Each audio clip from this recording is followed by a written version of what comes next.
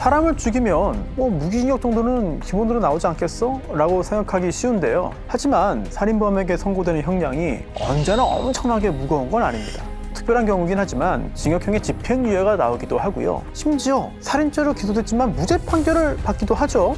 자, 그런데 이렇게 나온 무죄 판결 중에 과연 정말 무죄, 그러니까 진짜 무죄는 어느 정도일까요? 아니, 무죄면 무죄지 정말 무죄는 뭐냐? 진짜 무죄가 또 뭐냐? 이런 의문이 생길 수도 있는데 정말 죄가 없어서, 그러니까 실제로 그런 행동을 하지 않았음이 증명된 경우에만 무죄를 선고하는 게 아니에요. 아주 강한 의심이 들지만 법원에 제출된 증거만으로는 판사가 합리적 의심의 여지가 없는 유죄 확신을 가지지 못해서, 즉 그런 확신의 수준에는 조금 부족해서 어쩔 수 없이 무죄를 선고하는 경우도 생각보다 많습니다. 그렇다면 이 사건에서 법원의 무죄 판결은 과연 어떤 의미일지 사건의 대략부터 살펴보겠습니다. 안녕하세요. 손수호 변호사입니다. 2010년 4월 18일 김 씨와 또 김 씨 여자친구 윤 씨는요, 인천 영종도에서 데이트를 한 다음에 함께 영화를 봤습니다. 그날 밤 11시 20분쯤에 남자친구가 인천 주안에 있는 모텔에 주차를 하고 객실을 예약했어요. 그리고 모텔 근처에 있는 술집에서 술을 함께 마셨습니다. 김 씨는 여자친구에게 지는 사람이 술 마시는 게임하자 이렇게 제안을 했고요. 여자친구는 평소 주량이 소주 반병인데 그날 3병이나 마셨습니다. 그리고 모텔에 가서 더 마실 계획으로 주점에서 나왔는데 모텔 맞은편에 있는 횟집에 가서 낙지를 샀어요. 산낙지를 산 겁니다. 그리고 인근 편의점에서 소주 1병, 맥주 1병을 구입해서 모텔로 가서 술을 마셨습니다. 그런데 그날 새벽 4시쯤에 사색이 된 목소리로 모텔 프론트에 걸려온 다급한 전화가 있었습니다. 여자친구가 낙지 먹다가 숨을 쉬지 않는다. 119에 신고해달라. 여자친구 윤 씨는 급히 병원으로 이송됐습니다. 그리고 병원으로 황급히 달려온 가족들 앞에서 남자친구 김 씨가 오열을 했어요. 이런 말도 했습니다. 우리나라에서 치료 안 되면 외국으로 데려가서라도 꼭 살리겠다.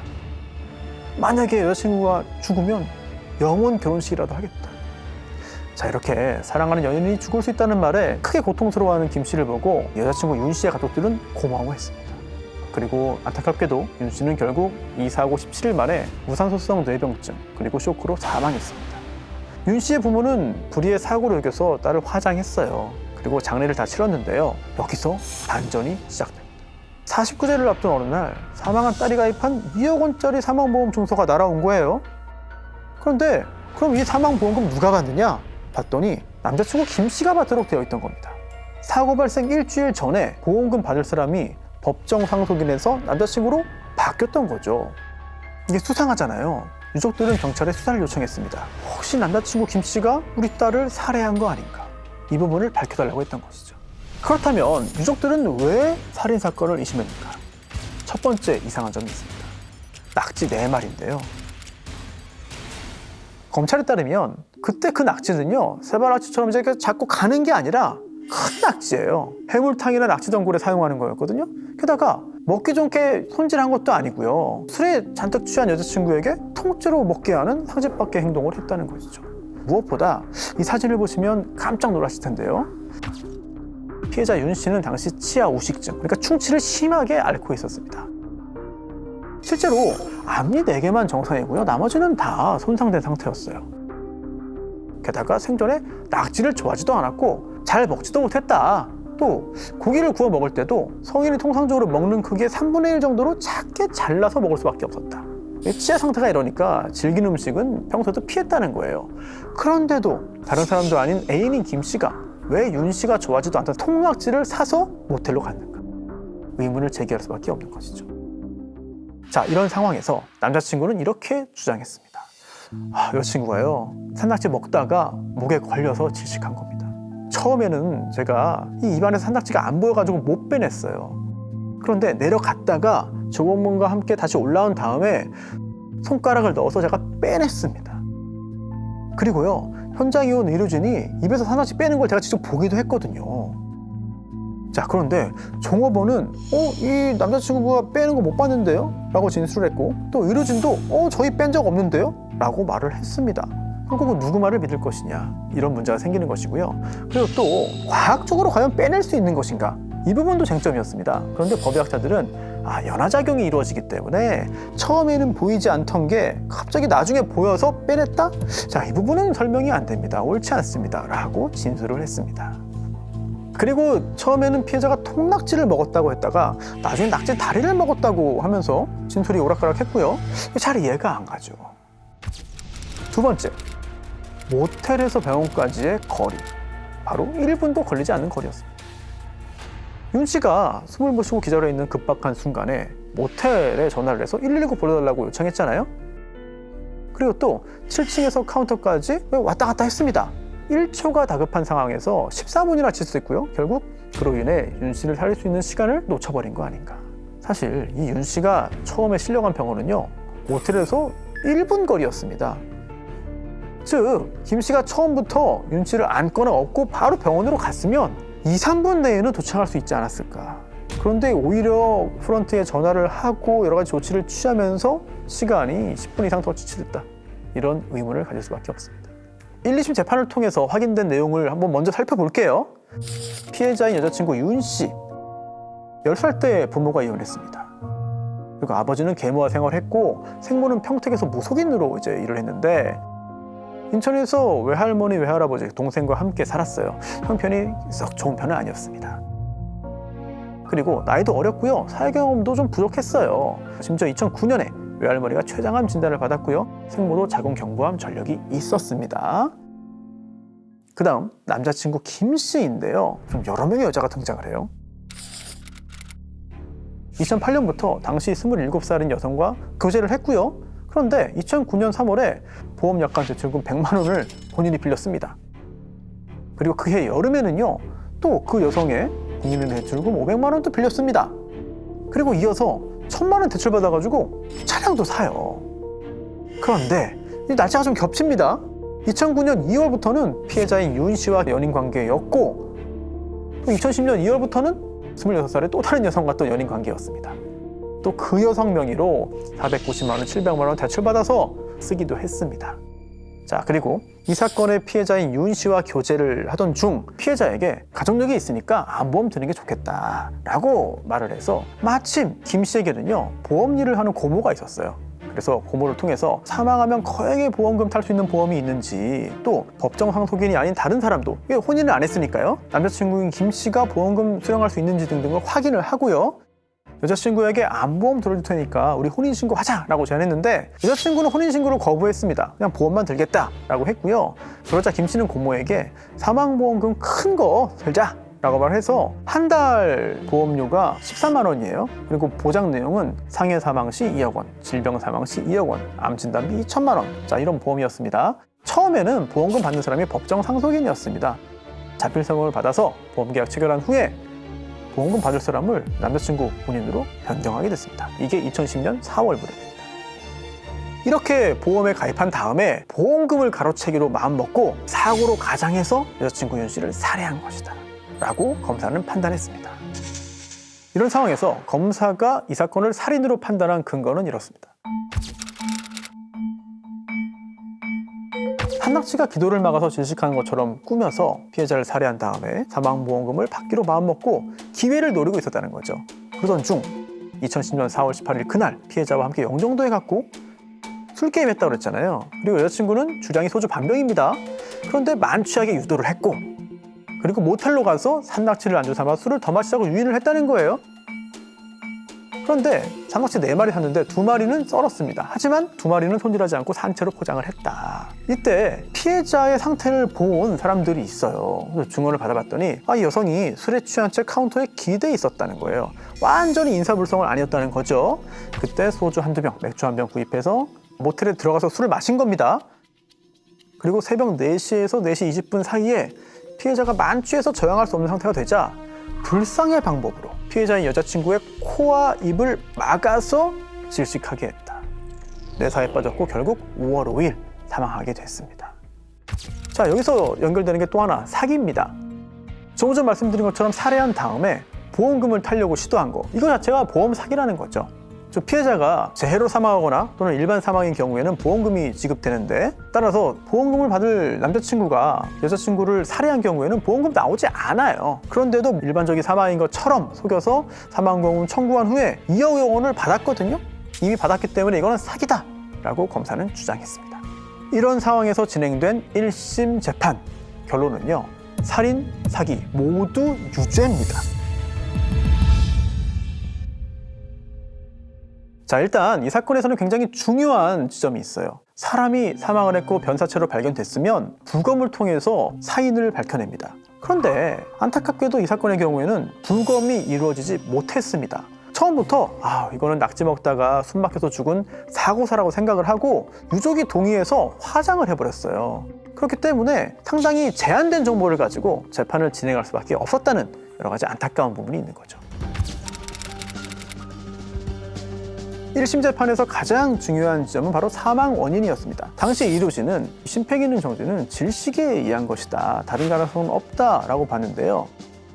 그렇다면 도대체 어떤 이유로 질식하게 됐느냐, 이 부분인데요. 법원은 이렇게 봤습니다. 이 남자친구 피고인은 피해자가 산낙지를 먹다가 질식했다고 주장하지만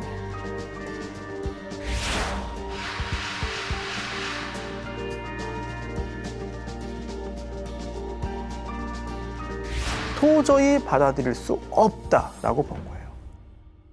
증거조사를 했더니 새벽 4시 20분경에 객실 프런트 종업원에게 119 신고해달라고 요청했어요, 남자친구가. 그리고 24분경 종업원을 119에 신고한 다음에 1층에 내려온 피고인과 함께 객실에 올라갔습니다. 이 종업원이 당시 현장을 보고 증언을 했는데 이 부분은 굉장히 중요합니다. 평온한 표정으로 하늘을 향해 반드시 누워 있었다. 그리고 안쪽에 술잔, 또 잘린 낙지가 담긴 용기, 통낙지가 담긴 검정 비닐봉지, 또 작은 수건이 있었다. 또 술자리에 특별히 흐트러진 흔적은 없었다는 거예요. 또 피해자가 누워있던 곳은 술자리가 떨어진 출입구 쪽이었습니다. 그렇다면 낙지로 인해서 질식했을 가능성을 제외한다면 다른 이유로 인해서 숨이 막혔을 텐데, 누군가 입과 코를 이렇게 강제로 막았다면 몸부림을 쳤을 것이거든요. 그런데 종업원이 이렇게 말했잖아요. 반드시 누워있었다. 현장이 흐트러지지 않았다. 자, 이걸 어떻게 설명할 것이냐.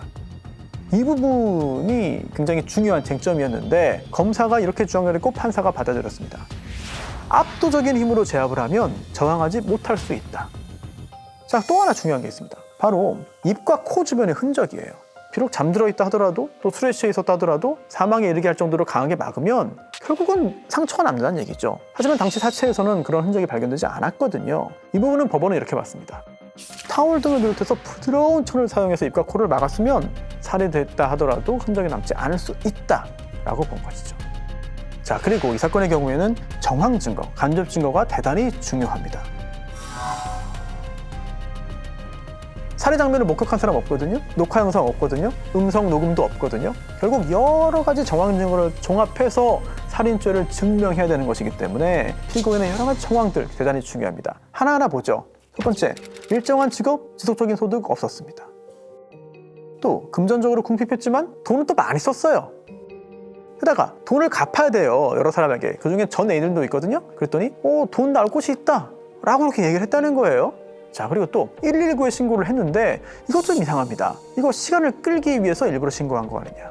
종업원을 굳이 데리고 왔는데 이거는 현장에 대한 목격자를 만들기 위한 목적 아니냐. 그리고 연인을 갑작스러운 사고로 잃은 사람의 처신이라고는 납득하기 어려운 부분들도 적지 않았어요. 사망 3일 후에 보험금을 청구합니다. 2달 후에 실제로 받았거든요. 그리고 그렇게 받은 보험금으로 채무 변제합니다. 또 전세보증금 내고요. 보험 관련해서 도움을 준 자신의 고모, 또 다른 지인에게 이유 없이 돈을 더 줬어요. 게다가 전 여자친구에게 승용차를 사주기도 했습니다. 잘 납득이 안 되죠. 그리고 피해자의 어머니가 물어봤습니다. 혹시 보험금 받을 거 있냐 그랬더니 저 돈 안 내가지고 해지됐기 때문에 지금 없습니다 라고 거짓말을 한 거죠. 또 보험중개인에게 이런 질문도 했습니다. 혹시 피해자 부모가 소송 걸면 이거 내가 받은 보험금 나눠줘야 됩니까? 이런 질문을 했어요. 더군다나 피해자가 뇌사 상태에서 사경을 헤매는 와중에도 전 여자친구들 만나고 또 그 가족들과 등산까지 갔습니다. 대단히 이상한 일들을 많이 했습니다. 결국 1심 법원은 피고인의 위선적인 면모가 드러나면서 피해자의 사고에 진심으로 충격을 받고 슬퍼했다는 피고인의 주장 역시 믿을 수 없다라고 봤습니다. 자, 이렇게 1심 법원은 무기징역을 선고했는데요. 그러자 남자친구가 항소했어요.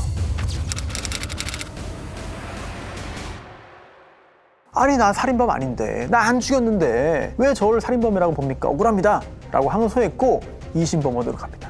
그리고 2심에서 판결이 완전히 바뀝니다.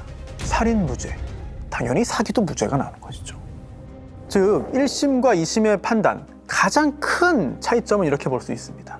1심은요, 이 남자친구가 코와 입을 막아서 질식해서 살해했다, 이런 것들이 충분히 증명된다고 본 것이고요.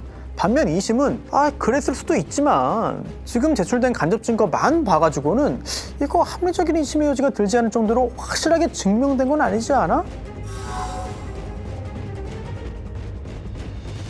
그렇다면 이거 억울한 사람 만들면 안 되니까 무죄라고 해야 되지 않을까? 라고 판단해서 결국은 무죄. 살인죄 유죄, 그리고 무죄, 큰 차이가 발생하게 된 거죠. 그리고 2심 재판을 통해서 추가된 사실관계가 있는데요. 판결을 내리기 위해서는 어떤 기본적인 정보들이 있을 거잖아요. 누가 언제 어디서 어디로 이동을 했다, 누가 언제 어디서 무엇을 먹었다, 누가 언제 옆에서 무엇을 지켜봤다, 이런 것들 판단의 자료가 되는 것들인데, 이런 것들을 사실관계라고 합니다. 즉 팩트라고 보는 것이죠. 이런 것들을 모아서 과연 누군가 범죄를 저질렀느냐, 피고인의 유무죄를 가리게 되는 것인데, 이런 사실관계가 인정되기 위해서는 이거 역시 하나하나 다 증거가 있어야 됩니다. 증거가 제출되고 피고인이 인정을 하면 손쉽게 인정이 됩니다만, 그렇지 않은 경우에는 이걸 두고 첨예하게 싸워서 사실관계에 한 줄 추가하냐 또는 이걸 빼야 되냐 여부, 이거 역시 대단히 치열한 법정 공방 대상이 되는 것이죠. 이런 절차를 거쳐서 2심에서 추가된 것들이 있습니다. 사건 당일 피고인은요, 형 그리고 또 피해자는 동생에게 자리를 함께 하자고 연락했어요. 하지만 다 거절했기 때문에 이 둘만 있었던 겁니다. 그리고 병원에 실려가는 상황에서도 피고인은 자신의 형과 또 피해자의 동생에게 연락을 했어요.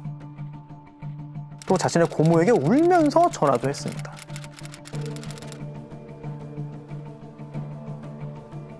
그리고 살인죄 유죄로 본 1심 판결에는 특별히 언급이 되지 않았습니다만, 무죄로 본 2심 판결에는 이 부분이 나와 있습니다. 당시 거만이의 그 이야기인데요. 사망 1시간 후에 거만이가 참여해서 검시를 했어요. 그런데 그때 기도가 약 10분가량 막혀서 숨을 쉬지 못해 뇌에 산소 공급이 되지 않아 다발성 장기부전으로 사망한 것으로 보인다. 타살 혐의점은 없어서 사체를 유족에게 인도한다.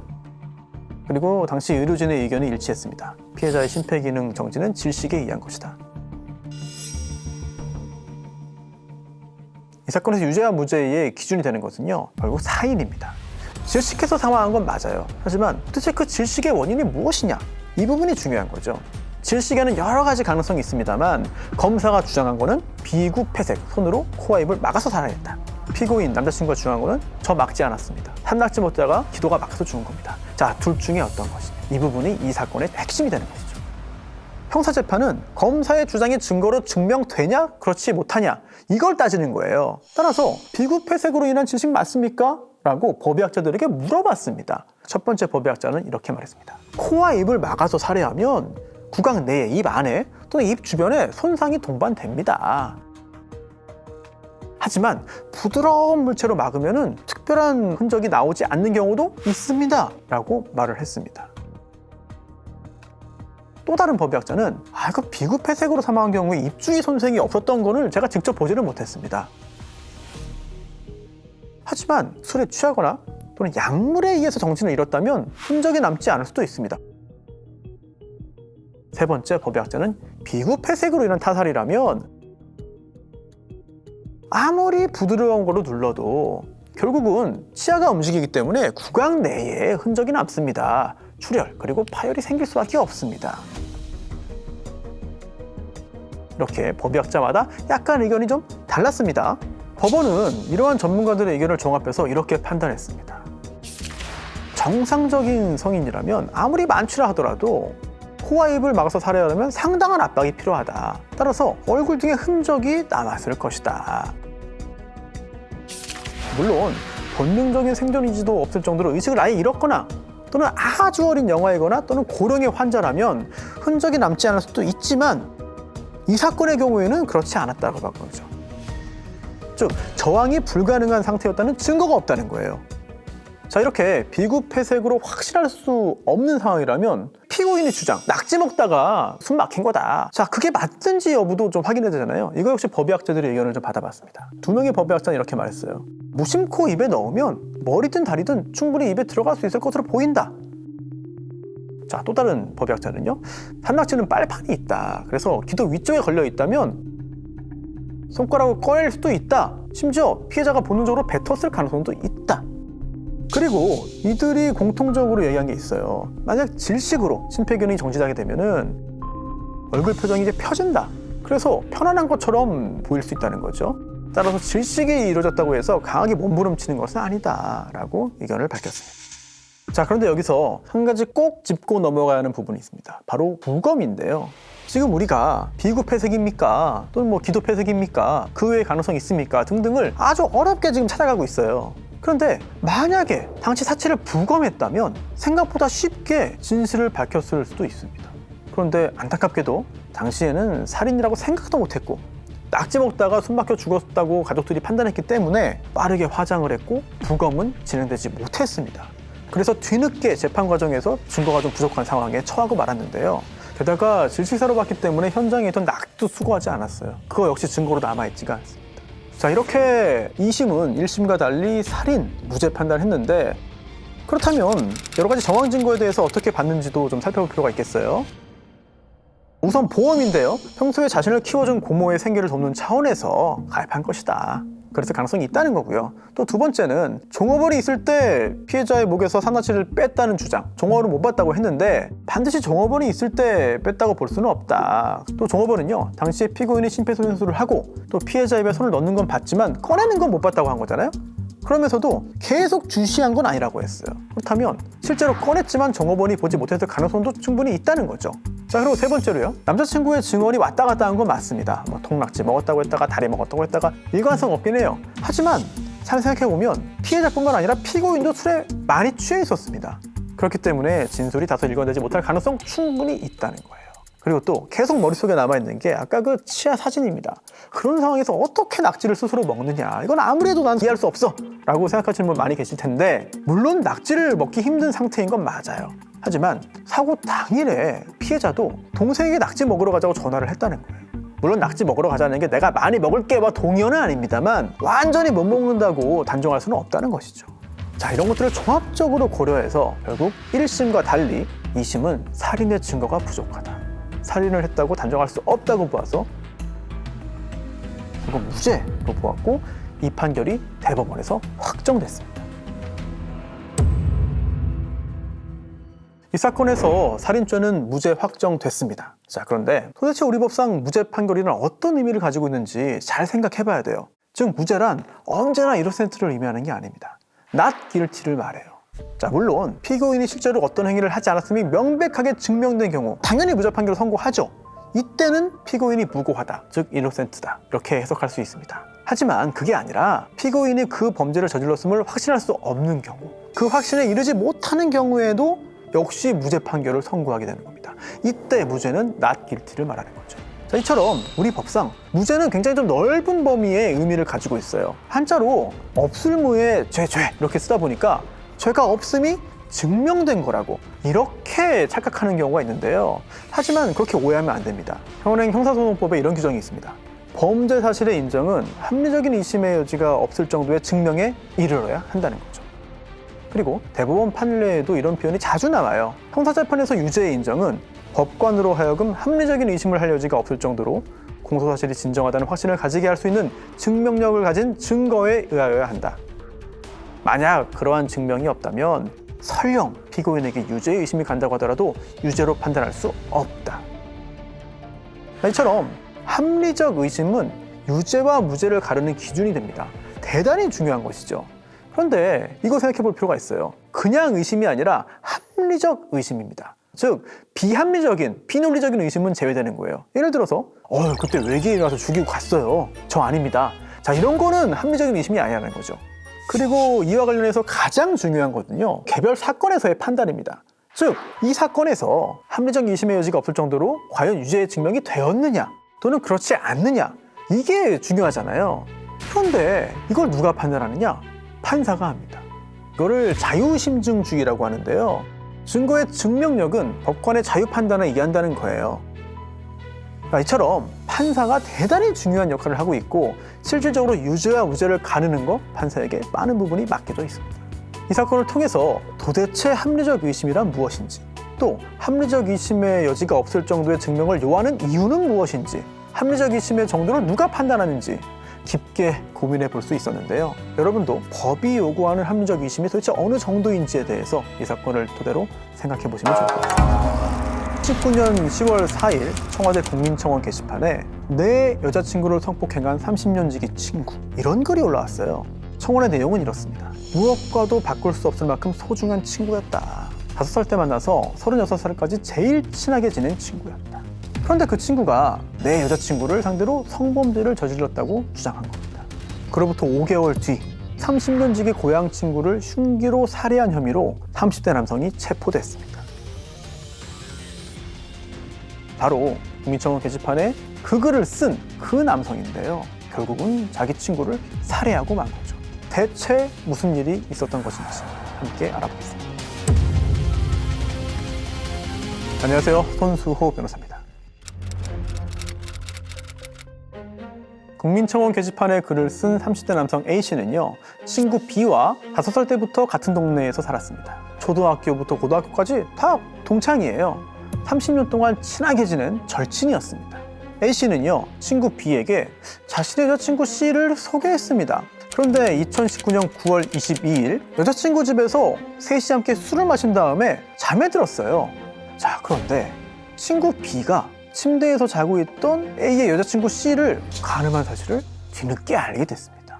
이 부분을 추궁했어요. 그랬더니 친구 B가 처음에는 그 사실을 인정했습니다. 그런데 그 후에 경찰 수사 단계에서는 범행을 부인했어요. 그리고 사과도 안 했습니다. 이런 일을 겪게 된 여자친구, 자살을 시도하는 등 정신적인 고통을 겪었는데요. A가 격분했죠. 친구 B가 구속되어야 한다면서 국민청원 게시판에 글을 쓴 거예요. 하지만 B는 불구속 상태로 기소됐습니다. 자, 그리고 범행을 인정하기보다 변호인을 선임하고 변명으로 일관했습니다. 그러자 A는 화가 나서 B를 살해하기로 결심한 거죠. 이렇게 살인 결심을 한 A는요, 2020년 3월 2일 오후 5시경에 그동안 연락을 쭉 피하고 있던 친구 B에게 먼저 안부 전화를 했습니다. 대전의 한 초등학교 운동장에서 만나기로 한 거죠. 자, A는 차에 보관하고 있던 길이 28cm인 식칼, 이걸 가지고 이제 B를 만나러 간 거죠. B를 만난 A는요, 모텔로 이동해서 술을 더 마시자고 했고요. 함께 모텔로 이동했습니다. 여기에서 A는 여자친구에 대한 B의 중간간 범행에 대해서 이야기를 했습니다. 그러다가 흥분해서 서로 몸싸움을 벌였는데 식칼로 B의 오른손 부위를 자르고요. 또 도망가는 B의 등을 칼로 여러 번 난도질했습니다.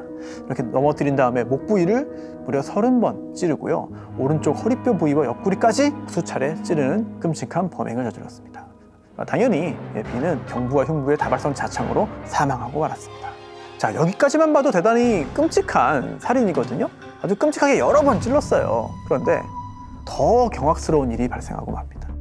A는요, 자신이 살해한 B의 성기 부위를 식칼로 잘랐습니다. 자른 거에서 그치지도 않았어요. 검은색 비닐봉지에 이걸 담았습니다. 자, 담은 거에서 그친 것도 아니에요. 어디론가 갑니다. 바로 전 여자친구가 거주하는 원룸으로 가는데요. 현관 출입문에 그 성기를 담은 비닐봉지를 걸어두고 왔습니다. 아주 엽기적인 행동을 한 거죠. 자, 그리고 A씨는 기소되어서 재판으로 넘겨졌는데 살인 그리고 사체 손괴 혐의로 재판을 받게 됐습니다. 자, 1심 법원 다 유죄로 봤습니다. 징역 20년, 10년 동안 전자발찌를 부착하라는 명령까지 내려졌습니다. 이 사건의 핵심은 형량이었어요. 즉 양형 판단입니다. 왜냐하면 A씨 입장에서 B씨를 찔러 살해한 것을 부인할 수도 없는 상황이고 또 성기를 절단함으로써 사체를 훼손한 사체 손괴도 부정할 수가 없습니다. 다 인정할 수밖에 없거든요. 그렇기 때문에 남은 쟁점은 형량입니다.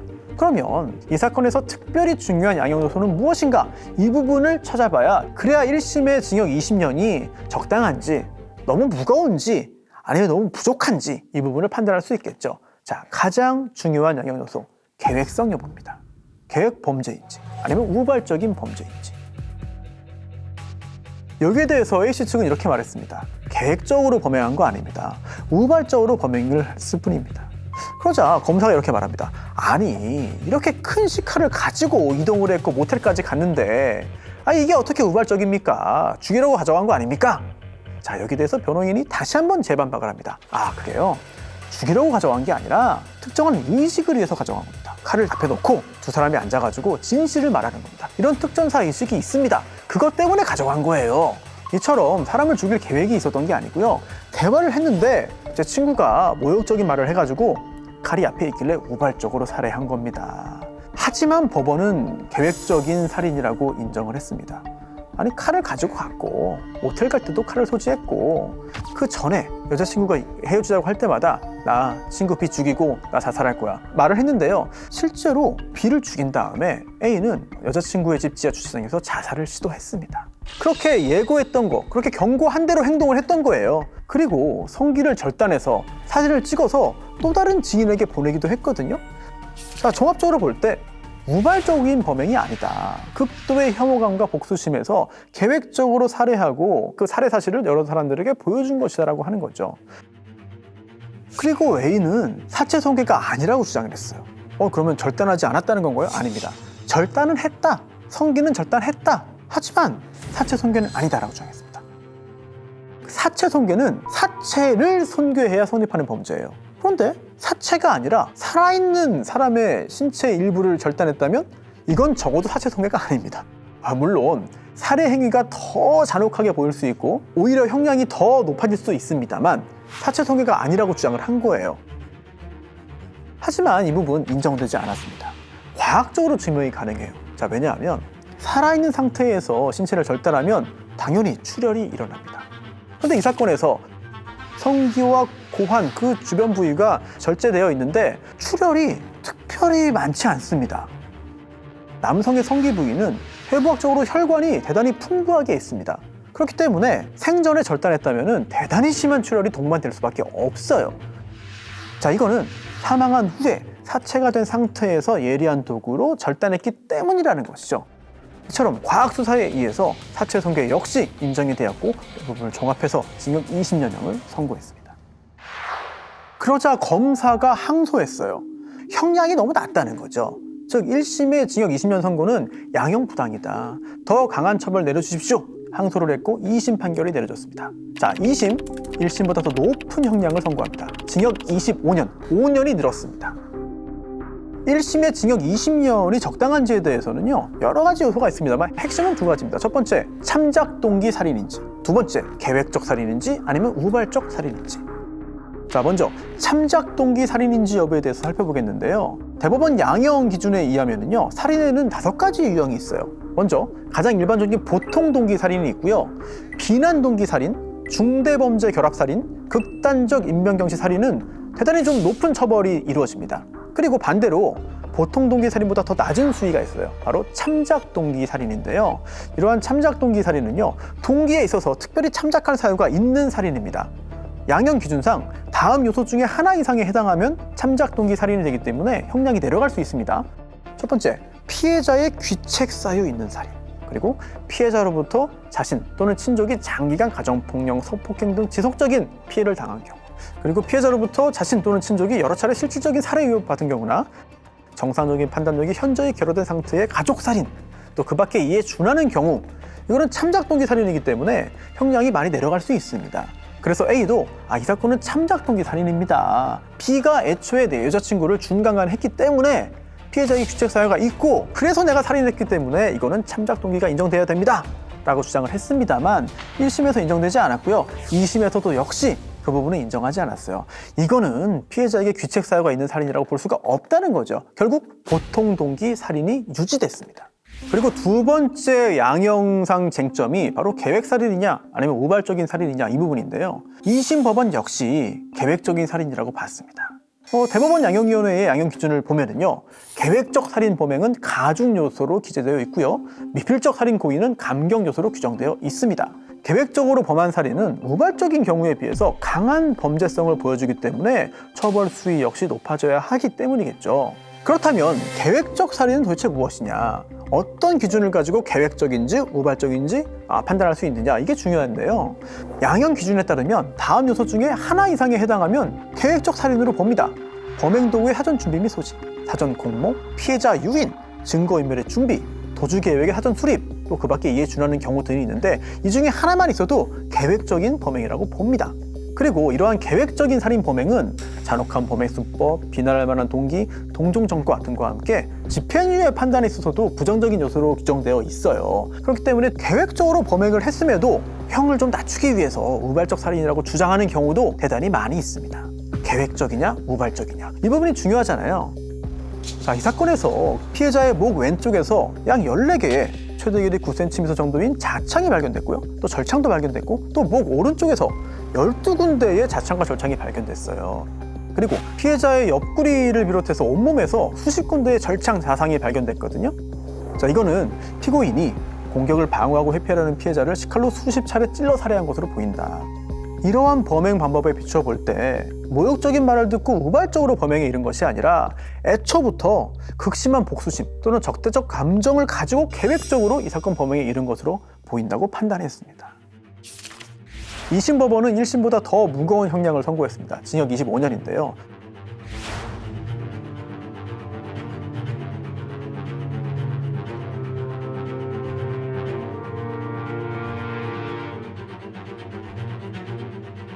범행 수법이 매우 잔혹하고 엽기적이다. 그리고 A는 이렇게 칼을 가지고 간 이유에 대해서 특전 사회는 칼을 앞에 놓고 서로 진실을 이야기하는 관행이 있고 그런 의식을 치르기 위해서 칼 가져간 거다라고 주장했습니다만, 법원이 볼 때 아무리 봐도 그걸 인정할 증거가 없다는 거예요. 게다가 친구 B는 특전사 출신도 아니었어요. 그렇기 때문에 그런 의식을 하기 위해서 칼 가지고 왔다? 이런 주장 수긍하기 힘들다고 봤습니다. 그리고 A는요, 그 전에 이미 여자친구 C에게 음성 메시지를 보냈어요. 널 놓아주겠다. 친구를 죽이고 자살하겠다. 그리고 실제로 그에 따라서 실행을 한 거거든요. 또 이 사건을 취재해온 기자에게 마지막을 암시하는 메시지를 보냈습니다. 그동안 감사했습니다. 그리고 또 그 당시에 하면 우발적 살인, 지금 하면 계획적 살인, 이렇게 살인을 염두에 두는 문자 메시지를 보냈던 것이죠. 그렇기 때문에 계획적인 범행으로 인정받을 수밖에 없었던 것이죠. 그리고 A는요, 이런 주장도 했어요. 자신과 여자친구가 예전에 보도방을 운영하면서 B로부터 합의금을 받기 위해서 허위로 성폭행 신고한 것이라고 소문을 냈다, 인터넷에 글을 올렸다, 이렇게 주장했습니다만 정작 증거가 없습니다. 이런 사항을 종합해서 2심 법원은 징역 25년형을 선고했습니다. 자, 이렇게 끔찍한 범행을 저지른 A, 놀랍게도 특별한 전과가 없었습니다. 물론 전과 여부만을 가지고 그 사람의 악성과 범죄성과 그 사람의 성향을 평가할 수는 없어요. 하지만 그렇다더라도 대단히 중요한 단서 중에 하나거든요. 그런데 이 사건처럼 특별한 전과가 없음에도 이렇게 아주 잔혹한 범행을 저지를 수 있다. 이 부분을 우리가 잊어서는 안 되겠습니다. 사실 우리가 전혀 생각하지 못한 상황에서 전혀 경계하지 않은 사람에 의해서 범죄 피해를 입을 수도 있어요. 그리고 그 피해가 상당히 심각할 수도 있어요. 그렇기 때문에 우리는 항상 주변을 경계할 수밖에 없는 것이죠. 또 이 사건 살해 방법 대단히 잔혹해요. 그리고 이어진 성기 절단과 또 현관 문고리에 걸어놓는 행위 대단히 엽기적이죠. 이거는요, 헤어진 전 여자친구에 대한 가해 행위이기도 합니다. 여자친구를 위한 행동을 한 것이 아니라 오히려 평생 공포심을 갖고 살도록 만든 거예요. 법적으로도 사회적으로도 해악이 큰 행위를 저지른 겁니다. 그리고 이런 일을 겪은 여자친구, 하나일지라도 감당하기 힘든 큰 충격을 대단히 여러 번 받았습니다. 계속해서 지금까지도 이 일을 잊지 못하고 있을 거예요. 상담과 치료가 절실히 필요한 상황이 아닌가 싶습니다. 정말 상상하기 힘든 사건, 상상하기도 어려운 사건이 지금도 우리 주변에서 실제로 벌어지고 있어요. 이 사건 아주 옛날 사건 아닙니다. 최근 사건이거든요. 얼마든지 앞으로 더 벌어질 수 있는 유형의 사건입니다. 이러한 점을 절대 잊지 않아야겠습니다. 살인된 부패된 시신이 누구냐, 왜 죽었는가, 어떻게 죽었냐, 신체에 남겨진 단서를 가지고 찾는 거를 법의하게 합니다. 이 17개월 된 여자아이가 뇌출혈이 2개나 있고 뭔가 이건 이상하다. 누군가 학대를 한 게 아니냐. 바람을 핀 여성과 여성의 아버지를 죽이고 자신의 아이들 죽게 합니다. 너무 끔찍하죠?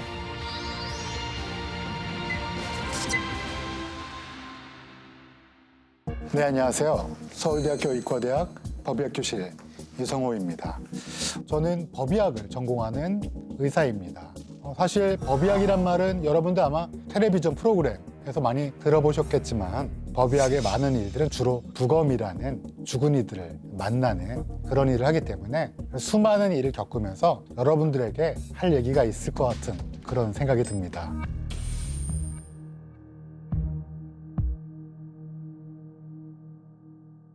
우선 법의학이란 사전적 정의를 말씀드리면 법률의 시행에 관련된 의학적, 과학적 사항을 연구하고 적용하는 의학 분야입니다. 목적은 인권 옹호라든지 사회정의 구현, 예를 들면 어떤 아이가 죽었다, 범인이 누구냐, 왜 죽었느냐 이런 거를 수사를 통해서 밝히는 게 당연하겠지만 과학적으로 좀 뭔가 백업을 해줄 수 있지 않을까 해서 법의학이라는 게 그런 역할을 하게 됩니다. 또 하나 저희는 공중의 건강과 안전 증진이라는 그런 역할도 하게 되는데요. 아니 그 법의학이 무슨 공중의 건강과 안전 증진이냐 이렇게 궁금해하실 수도 있겠는데 2020년과 2021년 초에 우리 생활을 많이 바꾼 코비드-19 한번 생각해 보시면 이게 처음 폐렴을 일으킨다 이런 정보를 준 게 중국의 법의학자가 2건의 부검을 실시해서 그때 당시에 이게 어떤 기전으로 하게 된다 라는 걸 밝힌 그런 게 있었죠. 그 이후로 우리나라는 아직까지는 없긴 하지만 미국이나 유럽이나 일본이나 선진국 대부분에서는 자체적으로 부검을 해서 이 병이 어디까지 영향을 끼치냐, 뇌에 영향을 끼치냐, 또 남성 생식기에도 영향이 있다 이런 얘기도 듣고 그래서 제가 하는 일은 인권옹호, 사회적인 구현 말고도 공중의 건강과 안전 증에도 큰 역할을 하게 된다라는 말씀을 드릴 수 있을 것 같습니다. 제가 법의학자가 되기로 마음먹고 법의학을 하겠습니다 찾아갔더니 병리학이란 걸 전공하라고 말씀하셨어요. 배우긴 했지만 그래 적성에 맞을 것 같은 학문은 아니었어요. 왜냐하면 병리학은 하루 종일 조직을 보고 이 조직이 어떤 암인지 이런 거 판단하는 학문이에요. 근데 법의학을 하려면 이걸 꼭 공부를 하게 됩니다. 왜냐? 모든 질병을 알아야지 실제 부검을 했을 때 이 사람이 어떤 질환인지 어떤 손상 때문에 사망했는지를 정확히 판단하려면 병의 이치를 따진 학문인 병리학을 꼭 전공을 해야 돼요. 근데 문제는 처음에 이제 법의학을 해야겠다고 마음을 먹은 분들도 병리라는 학문이 되게 매력적이에요. 수많은 환자들의 진단을 내려주고 이게 보람이 있거든요. 이런 좋은 면도 있고 또 이런 말씀드리면 좀 그렇지만 경제적인 문제. 병리 전문의를 하게 되면 예를 들어 월급을 100만 원이라 칩시다. 법의학자가 되면 월급이 좀 줄어요. 60만 원으로. 월급이 한 40% 정도 주니까 그런 면까지 고려하게 되면 실제로 법의학을 전공하기가 좀 어려워요. 그래서 우리나라의 법의학자가 많지가 않아요. 치과대학을 졸업하신 법치학자분들을 빼고 나머지가 한 50명이 조금 안 될 거예요. 그러니까 우리나라 5,100만 명이 넘는 인구에서 법의학자가 50여 명이라는 거는 적다. 근데 반대로 생각해보면 전국에 50여 명밖에 안 되면 굉장히 희소성이 있잖아요. 그러니까 저도 여러분 아시겠지만 이렇게 사펜 스튜디오에서 저를 불러갖고 강의를 시키는 것 자체가 제가 싫어도 몇 명 없으니까 저를 부를 수밖에 없는 그런 면이 분명히 있겠죠.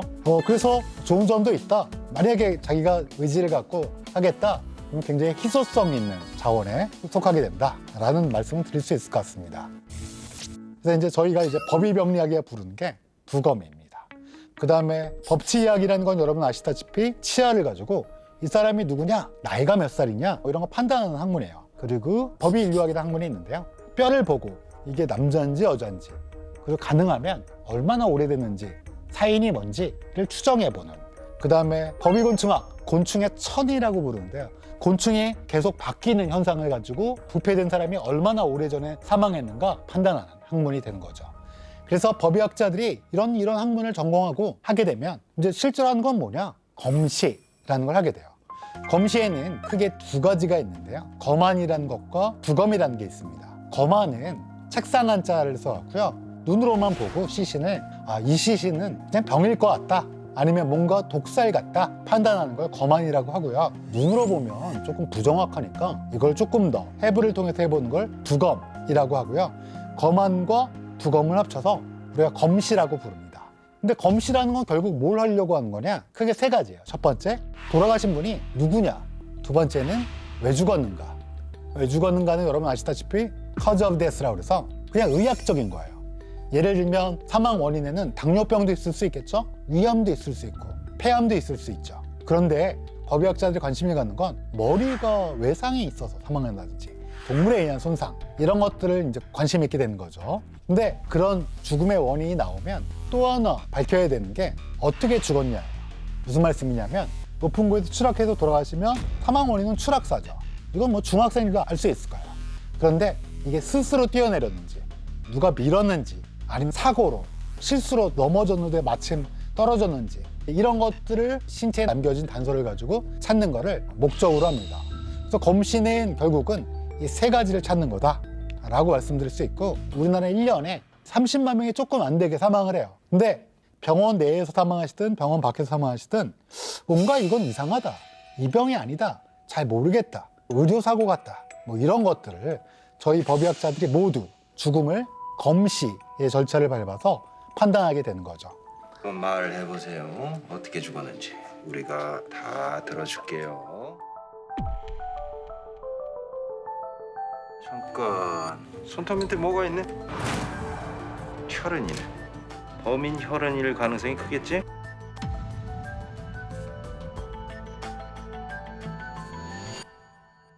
근데 제가 이 생활을 한 지 20년이 넘었는데 정말 많은 것들을 보지 않았겠습니까? 좀 많이 가슴이 아팠던 두 종류의 사건을 좀 얘기해 드리려고 해요. 첫 번째는 이 아마 그림 보신 적이 있는지 모르겠지만 들라크루아라는 화가의 메데이아라는 그림입니다. 옛날에 그리스 로마 신화 보신 적 있으신가요? 메데이아는 이아손의 아내였는데요. 근데 문제는 이 이아손이 뭔가 자기가 이득을 얻기 위해서 살살 꼬신 거죠. 이 메데이아를.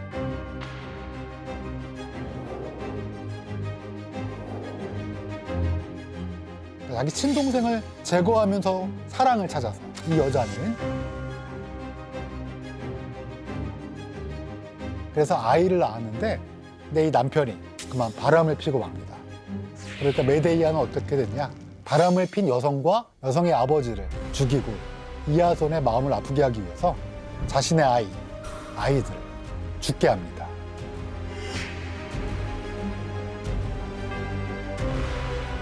그래서 이제 정신분석가들은 메데이아 컴플렉스라고 부르는 이야기들이 있었습니다. 그런데 제가 부검을 하다 보니까 이런 케이스가 많았어요. 부부 사이에, 꼭 부부가 아니라도 요즘에는 서로 같이 살기로 한 친밀한 파트너 간의 사랑의 결과물이 우리가 보통 아이라고 생각하는 게 일반적인데요. 이런 사랑이 깨졌을 때 아이에게 가해진 폭력이 생각보다는 많이 관찰을 하게 됐습니다.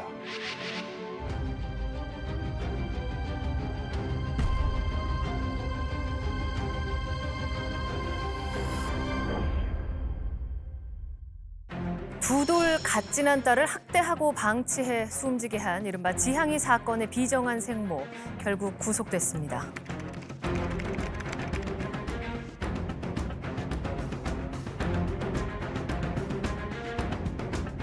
진작에 폭행 때문이라는 주장이 제기됐지만 생모의 의사에 따라 시신은 급히 화상됐습니다.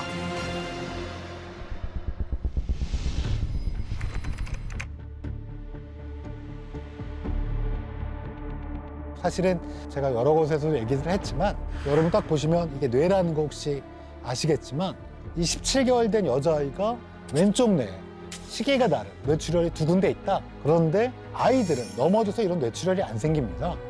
이 아이가 이렇게 된 거는 외상에 될 수밖에 없고 이건 결국 누군가 학대를 한 게 아니냐라고밖에 생각할 수밖에 없었고, 시신은 없었지만 제가 방송 프로그램에 나가서 강하게 이야기를 했고, 그때 당시 방송의 순기능이라고 해야 되겠죠? 방송을 보고 조금 더 수사기관들이 힘을 내서 위 속에는 음식물이 전혀 없었고 뇌에서는 만성 출혈 흔적도 발견됐습니다. 아동학대죄로 최종적으로 정의가 실현됐다고 해야 될까요? 씁쓸하지만 친부모에 대해서 이렇던 사건이었습니다. 그래서 여러분들 뭐 잘 아시다시피 정인이 사건도 그렇고요. 옛날에도 많았어요, 이런 사건은. 근데 그때 국민들이 화를 내고 그냥 끝냈어요. 근데 이제는 그러지면 안 되겠다 라는 생각이 들어서 좀 슬픈 이야기지만 여러분께 말씀을 드렸습니다.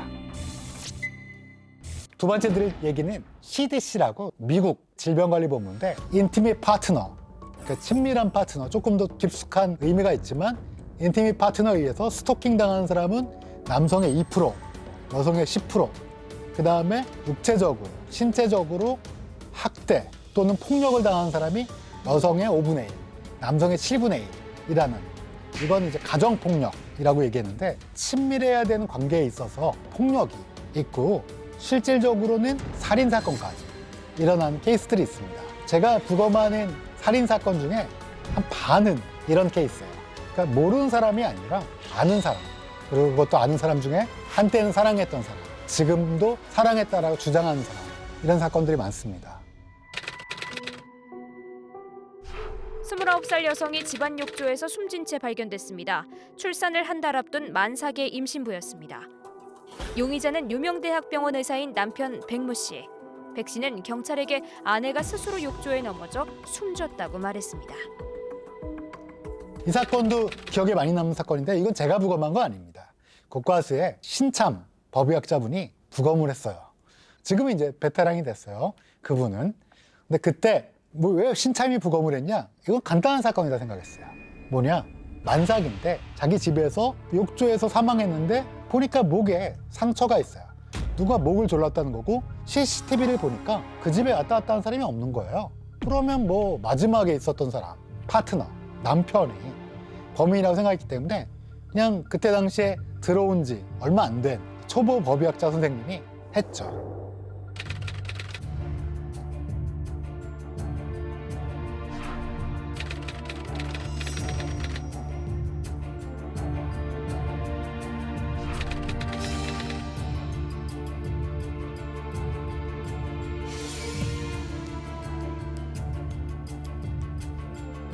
근데 문제는 남편분이 의사인데 외국 법의학자를 모셔온 거예요. 그러다 보니까 정말로 복잡한 사건이 됐어요.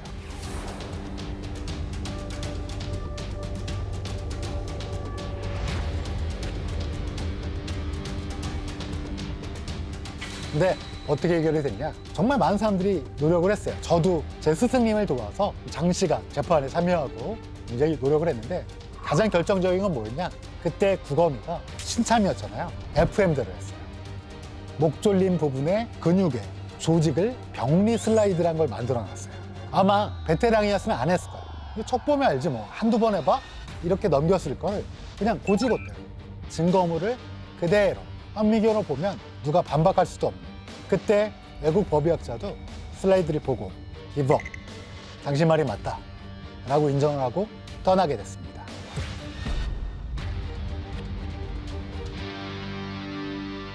굉장히 복잡한 사건이고 여러 가지 에피소드는 많았지만, 제가 생각하기에 결론적으로는 이거는 소심자가 열심히 해서 해결한 사건이라 생각합니다.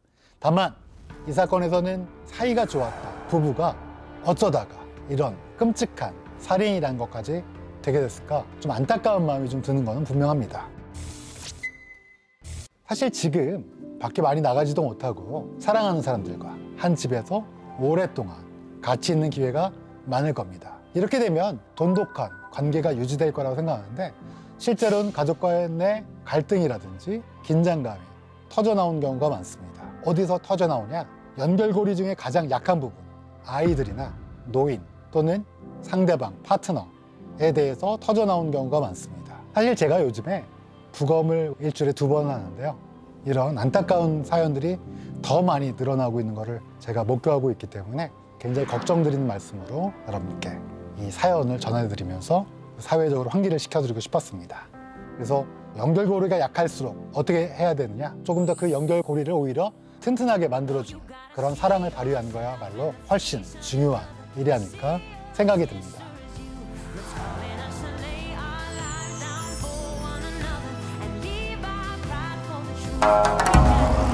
수십 마리를 도축했죠. 뇌를 꺼내 그 뇌를 헤모글로빈으로 공급했더니 어떻게 됐냐? 다시 살아난 거예요. 작년에 대진의 꽈강 2021년도에 원숭이에게 이걸 하겠다. 2022년도에는요. 사람이란 기계인간이 될 수도 있고요. 랜선에 존재한 다른 존재. 인간의 욕망을 언제까지 누릴 수 있을까?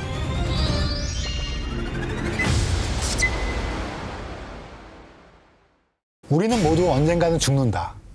약간 도발적인 주제인데요. 오늘은 이런 주제를 갖고 말씀드리도록 하겠습니다. 제가 지난 시간에 죽음이란 과학자에게 물어보면 영원함, 멈춤, 생활 기능, 생식, 대사, 이런 생물 교과서에 나올 만한 딱딱한 것들이 영원히 멈춘다 라는 말씀을 드렸어요. 우리가 삶의 시작과 죽음을 오랫동안 고민해 왔죠. 삶의 시작은 사실은 간단했어요. 아기를 뱃속에서 완전히 나오면 이게 이제 생명의 시작이다 이렇게 생각했는데, 요즘은 엄마의 자궁에 찰싹 달라붙은 다음부터 8주가 지나면 애가 팔다리가 조금씩 나오기 시작해요.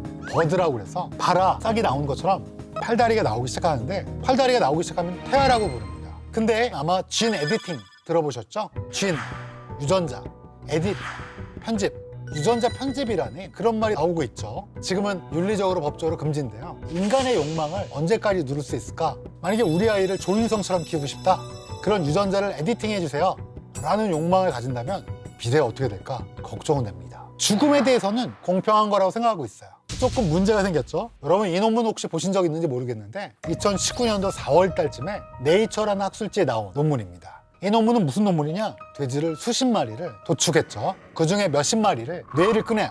한 4시간 만에 뇌를 꺼냈어요. 그대로. 그 뇌를 미리 만들어둔 박스 안에 돼지 뇌를 넣습니다. 근데 그 박스는 그냥 종이 박스가 아니라 혈관을 연결했어요. 혈관을 연결해서 헤모글로빈으로 공급했더니 어떻게 됐냐? 70% 정도가 다시 살아난 거예요. 물론 EEG라고, 여러분 뇌에도 이렇게 전기 신호 있는 거 아세요? 전기 신호는 잡히지 않았지만 세포가 다시 회복이 됐어요. 이거는 어마어마한 거예요. 왜냐하면 죽은 지 4시간 됐는데 돼지 뇌의 70% 정도의 뇌세포가 살아났다? 그러면 죽자마자 꺼내면 어떻게 되는 거예요? 돼지가 살아났겠죠. 여기는 어디? 난 누구? 이렇게 생각하지 않겠어요? 더 발칙한 상상은 사람이라, 이런 생각도 해볼 수 있겠죠. 이걸 뛰어넘어서 2019년도에 논문이 하나 더 발표됐어요. 앨런 머스크 알고 계신가요? 그 앨런 머스크는 몇 가지 회사를 갖고 있어요. 스페이스X, 우주 여행을 가는 거죠. 또 뉴랄링크라는 회사도 갖고 있어요. 뉴랄링크는 어떤 회사냐? 뉴랄, 뇌라는 뜻이죠. 중추신경계. 링크, 연결. 어떤 실험이냐? 이 실험입니다. 여기 보시면 눈썹처럼 생긴 거 보이시나요? 이게 바로 감지기예요. 3,000개가 넘는 감지기를 생쥐뇌에 심은 거예요. 그래서 무선으로 블루투스나 무선 전파기처럼 멀리 떨어져 있는 컴퓨터에 쥐의 뇌 활동을 보낸 겁니다. 빅데이터로 막 분석하는 거예요. 쥐가 물 먹을 때, 쥐가 밥 먹을 때. 근데 어떻습니까? 작년에 앨런 머스크가 뭘 발표했어요?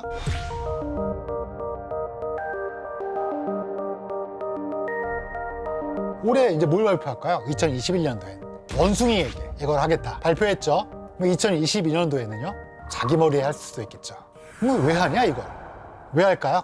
아마 제 생각엔 이겁니다. 여러분 이 뇌 보시면 어때요? 이 뇌의 단면인데요. 동그라미 친 부분이 어디입니까? 해마.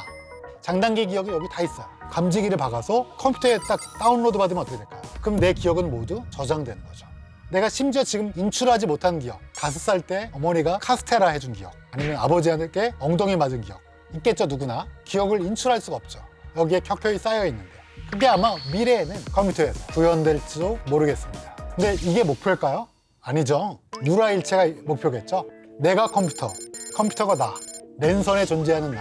그럴 수도 있을 것 같아요. 지금 제가 2가지 실험 말씀드렸죠. 예일 대학교 돼지 머리 실험, 앨런 머스크의 뉴랄링크 실험.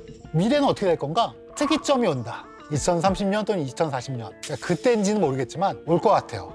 유발 하라리의 사피엔스라는 책 아시죠?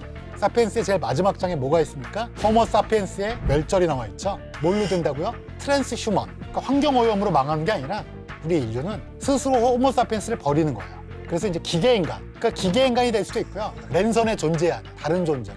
그런 걸 트랜스 휴먼이라고 텍사스 대학의 옛날에 교수가 제창했던 이론인데 그걸 다시 유발 하라리 씨가 끄집어냈죠. 그래서 아마 제 생각에는 오디세우스의 선택, 오디세이아에 나오는 얘기인데요. 칼립소가 여기에 있자. 영원히 젊은 상태로 즐기자. 그런데 어때요? 오디세우스는 고향에 두고 온 페넬로페를, 아들들을 그리워하고 있죠. 그래서 돌아갑니다. 여러분들은 아마 어떻게 선택할까요? 여러분들 중에서 이걸 보고 계신 10대 가능성이 있다고 봐요. 선택을 할 기회가. 피와 살로 이루어진 사피엔스는 반드시 죽습니다. 언제 죽느냐? 초미의 관심사죠. 란셋이라는 아주 유명한 저널에 보면 2030년대에 1위가 어디예요? 사우스 코리아. 근데 이제 오래 사는 건 좋은데 오래 살면 2가지 고민이 있어요. 사실 고민이 많죠. 근데 이제 법의학자, 오늘 제가 말씀드릴 입장이던 2가지 고민이 있습니다. 첫 번째, 죽을 때 어떻게 죽나? 할머니든지 할아버지든지 부모님과의 이별을 통해서 죽음이 쉽지 않구나 라는 걸 느끼실 거예요. 우리나라 사망원이 1위가 뭐라고 그랬죠? 암입니다. 암은 한 6개월 정도 고생을 합니다. 실질적으로는 기능을 수행하지 못하는 거는 2, 3개월이에요. 서울대학교 병원 종양내과 선생님이 쓰신 책을 보니까 6개월이면 된다. 죽음의 준비가. 6개월은 좀 짧지만 어찌됐든 준비할 시간이 있습니다. 근데 안 좋은 건 여기 보시죠. 이건 이제 미국의 자마라고 미국 의사학회지입니다.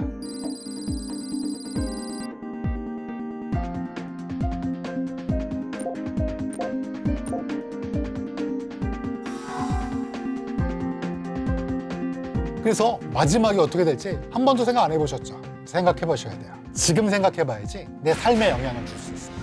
사실은 16년 정도가 비건강 나이예요. 여자분들은 95세, 남자는 90세 살면 많이 사는 거예요. 근데 비건강 나이가 16년이다. 내가 여자고 95세 사는데 80세부터 아프냐? 그러면 문제가 있잖아요. 왜냐면 15년 동안 아프면 돈 다 까먹습니다. 그러니까 비건강 나이를 줄일 수 있는 방법이 첫 번째로 여러분들이 생각할 수 있는. 그리고 두 번째, 그럼 죽음을 조금 더 우아하게 보낼 수 있는 방법이 없냐? 이 두 가지가 큰 고민이 됩니다. 이 비건강 나이를 줄일 수 있는 방법은 첫 번째, 담배 끊으세요. 저 30년 피웠는데요. 괜찮습니다. 끊으시면 비건강 나이가 6년에서 7년이 줄어요. 저 안 피는데요. 계속 피지 마세요. 확 줍니다. 두 번째, 운동. 얼마나 해야 돼요? 하루에 1시간 이상. 근데 하루에 4시간 이상 TV 보면 다 소용이 없어요. 하루에 1시간 이상 운동, TV는 몇 시간 이하? 한 2-3시간만 보세요. TV만 따로 뭐 넷플릭스, 유튜브 따로가 아니라 다 합친 겁니다. 제 거 보고 나가서 뛰세요. 세 번째, 체중 조절입니다. 근데 여기에 이제 식사와 관련이 있겠죠. 과체중이 나쁘진 않아요. 비만까지 가게 되면 문제가 분명히 생겨요. 네 번째, 이게 중요한 건데요. 올바른 의학 지식을 얻자. 지식인한테 물어보지 마시고요. 올바른 지식을 가르쳐 줄 수 있는 주치의. 저 구자 아닌데 주치의란요? 그냥 동네에 나가면 많잖아요. 전문이 있다는 사람들. 가까이 가서 찝어서 그냥 물어보세요. 친절하게 대답해 줄 겁니다. 뭐 이런 게 좋습니다. 검증되지 않는 거 하지 마시고요. 올바른 지식을 통해서 지금 제가 위에 말씀드린 3가지를 하시면 저를 안 만날 거예요. 저 만나게 되면 큰일 나요. 저는 자기의 기대하면보다 빨리 죽었을 때 저를 만나게 돼요. 그렇게 안 되시려면 지금 방금 말씀드린 거 꼭 지키세요. 자, 한 가지 고민 해결됐죠. 두 번째, 아니 좀 우아하게 보낼 수 없나? 여러분 CSI의 라스베가스의 그 길그리썸 반장 아세요? 어떻게 죽고 싶냐고 그 드라마에서 누가 물어봅니다. 반장님은 어떻게 죽고 싶습니까? 암 걸려서 죽고 싶다고 그래요. 근데 그게 정답일 수도 있어요. 왜냐면 치매, 뇌혈관 질환, 가족들에게 많은 갈등과 혼란을 줄 수가 있어요. 암은 제가 그랬죠. 마지막에 최소한의 시간이 있다고. 근데 다 준비를 못 한대요. 왜냐면 암에 딱 걸리게 되는 순간 여러 가지 반응이 있습니다. 처음엔 부정해요. 야, 이거 나 아니다. 그 다음에 막 이렇게 분노하게 되고 왜 내가, 그 다음에 거래를 하게 되고 막 디프레션에 빠지게 되고 막 이런 것들을 겪다 보면 제대로 된 마지막을 준비하지 못하고 사실 제일 중요한 게 제일 마지막인데 우리 인생 멋지게 살아왔는데 마지막이 흐지부지하면 많이 안타깝잖아요. 그러니까 지금 마지막을 준비하기 위해서 지금 생각해보자는 거죠. 지금 우리나라는 연명으로 중지라고 그래서 2018년 2월부터 내가 이제 진짜 죽을 것 같다. 그런 순간에 심폐소생술, 인공호흡기, 그 다음에 수혈, 뭐 에크모 이런 거 하지 마라. 의사 선생님한테 쓸 수 있어요. 근데 그걸 체크해도 현장에서 문제가 생겨요. 왜 문제가 생기냐? 내 가족들이 막 싸워요. 제가 그랬다고 해봐요. 제가 막 다 체크했어요. 하지마, 다 하지마. 아빠는 그냥 가고 싶어. 아프기 싫어. 체크했어. 근데 내 딸이 있고 내 아들이 있다고 그래봐요. 우리 아빠가 이거 체크했으니까 보내줘. 네가 인간이야? 하면서 우리 아빠가 너를 어떻게 키웠는데 네가 아빠를 죽이려고 그래? 실제로 이렇습니다. 가족 간에 합의를 못 이루는 경우가 많은데 명확하게 얘기를 하고 얘기를 들어야 돼요. 그리고 10년 내에 뭐가 생길 거냐? 마지막에 내 기능을 못하는 때. 아니 내가 이게 너무 길어지고 오랫동안 이럴 것 같다. 그러면 스위스, 벨기에, 네덜란드처럼 이걸 좀 허락해달라. 죽는 거를. 내가 버튼 내가 누를 테니까. 아마 10년 내에 얘기가 나올 겁니다. 그때 우리가 당황하지 말고 우리도 알고 있어야 돼요. 마지막으로 품에 있는 삶과 죽음에 대해서 조금 말씀드릴게요. 제가 누누이 우리가 마지막을 생각하지 않으면 그냥 막 산다라고 그랬죠. 왜 그 얘기를 드리느냐? 우리가 지금 뭔가를 바뀌지 않으면 우리의 마지막이 상당히 달라집니다. 죽음도 달라져요. 아까 보여드렸죠. 미국 의사학회지에 나온 급작스럽게 돌아가시는 분. 암. 두 번째, 뇌혈관 질환. 세 번째, 치매. 뭘로 될지는 모르겠지만 우리가 준비된 노화가 있으면 사실은 마지막은 후회하지 않게 마무리할 수 있어요. 그러면 준비된 노화를 위해선 지금 당장 뭘 해야 되냐? 첫 번째, 아까 제가 말씀드린 거. 비건강 나이 줄이는 거. 잊지 마세요. 두 번째, 매 나이대에 맞는 목표와 삶의 자세를 바꿔야 돼요. 아직도 본인이 20대라 착각하고 밤새 친구랑 술 먹는다. 바보 같은 짓이에요. 20대면 20대, 30대면 30대, 40대면 40대. 매해, 또 매 세대마다 본인의 계획을 세우십시오. 본인이 무슨 일을 하고 어떤 일을 할지 후회하지 않게 돼요. 세 번째, 내 인생에서 후회하지 않는 삶을 위해서 저장소를 만들어 놓는 거예요. 사랑이죠, 뭐. 어떤 사랑이냐? 친구들과의 사랑일 수도 있고요. 아내와의 사랑일 수도 있고, 자식한테 사랑, 동물한테 사랑일 수도 있겠죠. 충실한 삶을 위한 저장소를 크게 만들어 놓으시는 게 중요할 것 같습니다. 여러분들 다 지금 삶이 어때요? 다들 다르죠? 100가지의 삶을 살고 있고, 죽음도 각기 달라요. 내 삶의 준비는 다들 마지막으로, 나의 마지막을 준비하게 되는 거죠. 심지어 마지막 장례식장 때 뭐 틀고 싶나? 제가 조사를 한 적이 있었어요. 정말 다양하더라고요.